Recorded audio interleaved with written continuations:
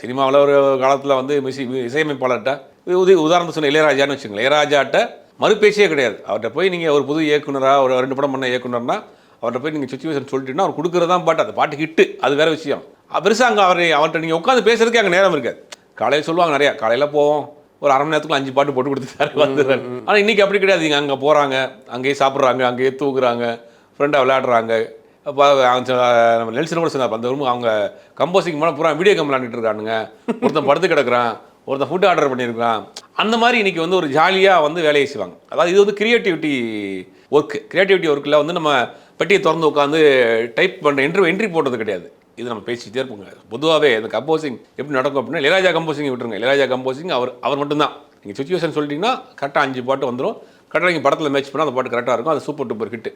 அது வேறு விஷயம். மற்ற இசையமைப்பாளர்கிட்ட என்ன பண்ணுவாங்க அப்படின்னா, சில பேர் என்ன பண்ணுவாங்க, நீங்கள் டியூனை சொல்லிவிட்டு அப்புறம் 2 பேர் உட்காந்து பேசிகிட்டு இருப்பாங்க, ஒரு டீ சாப்பிடுவாங்க, கொஞ்சம் நடந்து போவாங்க, அதை வேறு ஏதாவது பேசிகிட்டு இருப்பாங்க, ஊருக்கு அதை உலகத்தெல்லாம் பேசிட்டு அப்புறம் ஒரு டியூன் அப்படியே அவங்களுக்கு வரும்.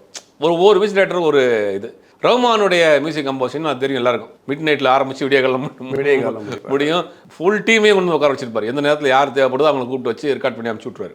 அந்த மாதிரி ஒருத்தவங்களுக்கு. இப்போ இவங்க டீமை பார்த்தா ஒரு ஜாலியான டீமாக இருக்குது. லோகியாக இருக்கட்டும், இந்த நெல்சனாக இருக்கட்டும், இவங்கெல்லாம் வந்து அங்கேயே சாப்பிட்றது, படுக்கிறது, இன்றைக்கி மூடலைன்னா வேலை நாளைக்கு பண்ணுவோம், கடையை தூக்கி போடு அப்படின்னு போகிறது. அதெல்லாம் வந்து என்னென்னா ஒரு ஃப்ரெஷ்ஷாக ஒரு விஷயத்தை பண்ணுறாங்க. புதுசாக பல விஷயங்கள் பண்ணுறாங்க. ஒரு நல்ல ஒரு வேவ்லென்த்தோடு பண்ணுற விஷயம்.